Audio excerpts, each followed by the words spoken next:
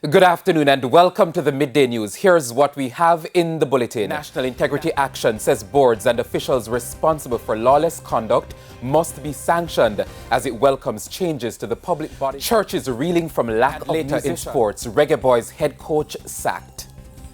I'm Vashan Brown and here are the details. The National Integrity Action says it will be playing an active part in ensuring that new regulations for the Public Bodies Management Accountability Act are enforced. The House of Representatives passed the new regulations on Tuesday evening to streamline board appointments, but it was not without concerns from the opposition. O'Shane Masters has more. Despite welcoming the passage of the new regulations for the Public Bodies Management Accountability Act, the National Integrity Action is insisting that boards and officials which were responsible for lawless conduct be sanctioned as provided for in the Act. Since the start of the year, there have been several reports of conflict of interest by board members of public bodies, to include the Airports Authority of Jamaica and Nutrition Products Limited, NPL. Principal Director of the Corruption Watchdog, Professor Trevor Monroe, says over the years, appointments on the basis of friendship with a minister, contributions to election campaigns, or loyalty to party have played a role in bad governance. Professor Monroe noted that the politicization of boards underpins contract awards valuing billions of dollars of taxpayers' money to connected persons and other corrupt practices. During the parliamentary debate, opposition leader Mark Golding raised concern that under the new regulations, political parties will be allowed to put names forward for the proposed board appointment database. What we really need to avoid is the excessive politicization of public bodies at the governance level. And I would have wanted to at least have a cap on what percentage of the database can be comprised of persons who are appointed by political parties. All administrations require people who share the policy interest of the administration. And sometimes a negative spin is put on this aspect, but no sensible person leading government can bring persons into the administration who will sabotage the direction in which the government wants to go. And I know many have become cynical about it. And I'm saying that the political parties that are registered under the Representation of the People's Act must not be shy to nominate persons who meet the criteria. If it is that you have a situation where by law ministers are required to give direction, policy direction of a general nature, but such policy directions do not meet with the approval of the directors, you immediately see the tension that could be set up and the possibility of sabotage or non-performance of the policy direction given. And that is, Madam Speaker, that is a serious consideration. And I personally have had to do serious research on this issue. Under the new regulations, the public will be able to participate in the process of nominating prospective directors through trade unions, private sector organizations, civil society bodies, or directly offer themselves to be included in the directory of prospective board members. 2. There will be the exclusion of members of parliament and councillors from being considered for nomination. And 3. Public boards will be required to have a minimum of 30% of each gender. O'Shane Masters, TVJ News. A lack of musicians has left a void in several churches across the country. At least one stakeholder believes more training institutions are needed. Sandy Williams explains. In numerous churches, the weekly gatherings serve as a space to reach lost souls with the gospel, including through music. Some musicians may also tell you that their musical journey began at church, but recently a startling reality. There's a shortage of musicians in several churches across the island. Church short of musicians because when the musicians become very popular in the sense of doing what they do, great money follows, and they tend to travel all over the world, going away with international artists. So that is the reason. I think many people may not see the goal or see the outcome of it, and they may think that is a waste of time. So most parents don't push their children in the direction of music. For instance, my church, we have one keyboard player, and if he's not able to come one Sunday, then we don't have any person to play the keyboard. Chairman of the 10,000 Men and Families Movement, Bishop Rowan Edwards, believes the shortage is due to limited training institutions to foster musical skills. Bishop Edwards says the establishment of more of these facilities could help boost the skills while steering at-risk youths away from a life of crime. Because this is a way of getting young men to come out of crime, to get out of gangs. We want them to learn music. It has always been a passion of mine. It's been an outlet for me.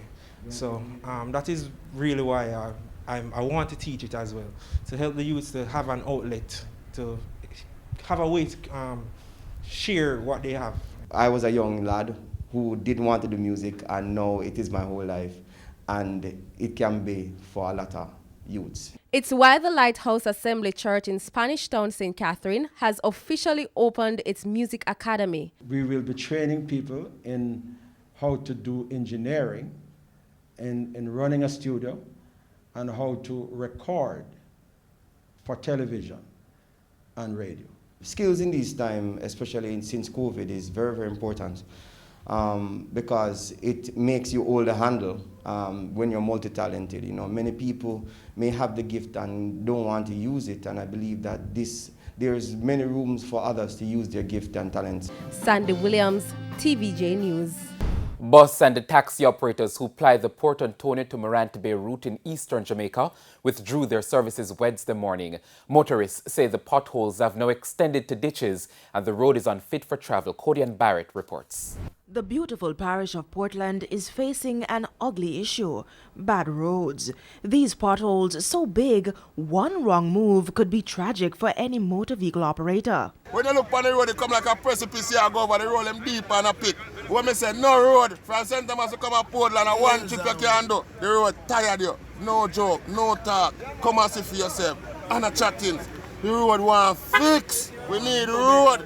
How long we can't wait? We all get good road, but we can't drive in them a big hole. Them a manual, we can't drive in them. Yeah man, patch out the big one them. Yeah man, just patch out the road and we get a more comfort for driving. While appreciative of the work being done on the Portland leg of the Southern Coastal Highway, the delay in fixing the main road is putting a strain on the pockets of some.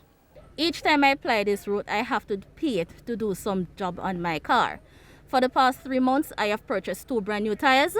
Just this morning on my way to work, I broke the stabilizer bar in my car.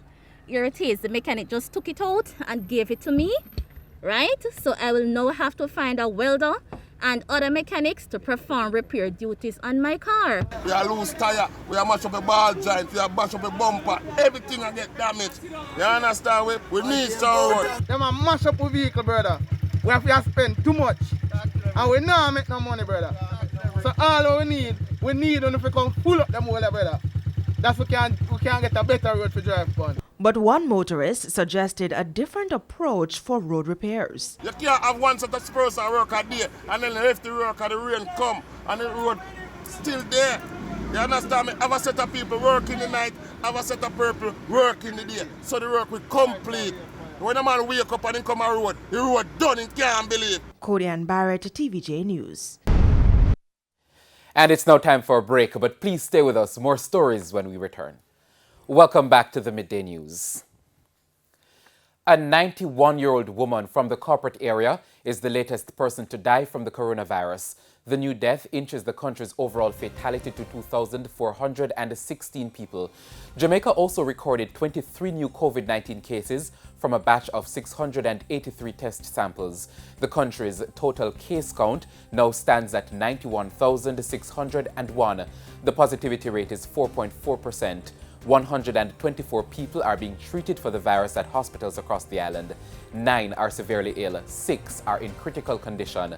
There are now 481 active cases confirmed in the last 2 weeks. In the meantime, 50 more Jamaicans have recovered from the virus, bringing the total recoveries to 63,310 people.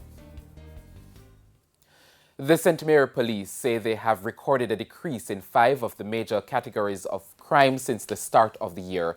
Commanding officer for the parish, Superintendent Dylan Clark, noted that there were 26 murders up to December 8, a decline of 3 for the corresponding period in 2020. DSP Clark noted that a majority of the homicides were due to domestic violence. He says in a bid to address that, dispute resolution officers are being set up across the parish. Last year, the parish recorded a high number of rape cases, but things looked different this year.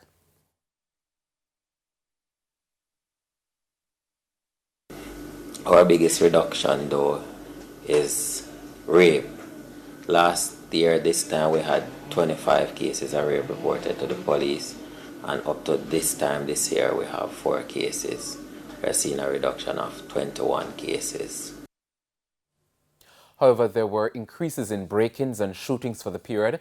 DSP Clark says there were 26 cases of break-ins, up by 1, and 17 shootings compared to 15 last year. From street lights to electricity poles, the story this afternoon of a Manchester community struggling to deal with theft. The situation is so bad that the residents say they are without power. Codian Barrett reports. After suffering for years without light, residents of Evergreen in the Mile Gully division were grateful when they received the service. But now they are facing another challenge: the constant theft of their light poles. Last night, residents have complained to us that there was a missing pole, right, electrical pole, and this is one of the poles that actually take the electricity to the church, right? But this has been going on for quite some time now, but what alerted us, it was actually this pole that went missing over last night, sometime last night. You know, we just awakened by this, and this is what we see this morning. Residents have been frustrated by the issue as the community is still very dense with trees, making the area unsafe to travel at nights without the lights. But given the history of the community, one resident expressed disappointment in the action of thieves. We have suffered a long time for light, and when we got it, it was like, my God, heaven came down. And the night when we heard the first time that this happened, we were so disturbed. And to know it happened a second time and a third time, you know, sometimes I wonder if somebody's sabotaging the area. They are appealing to the thieves to stop. You know, when you do something like this, you're hurting hundreds of residents, right? That really depend on the service from JPS and, you know, internet and all of them things. The church goers, we are really affecting a lot of person's life and livelihood.